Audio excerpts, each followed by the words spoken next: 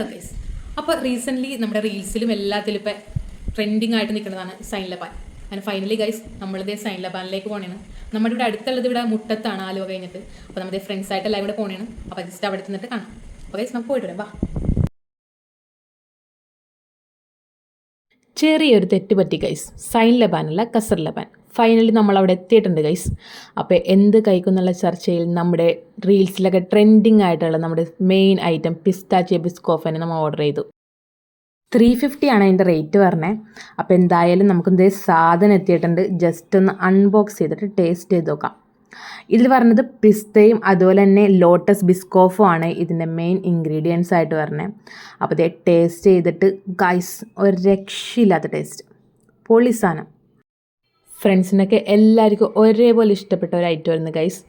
എനിക്കൊന്ന് ഫ്രണ്ട്സായിട്ട് എല്ലാവരുമായിട്ട് വന്ന് കഴിക്കാൻ പറ്റിയൊരു മെയിൻ ഐറ്റമാണ്. ഒറ്റയ്ക്ക് ഒരാൾക്കൊന്നും താങ്ങൂല ഈ സംഭവം, കാരണം ഷുഗർ കട്ടുള്ളവർക്ക് പിന്നെ പറയണ്ട.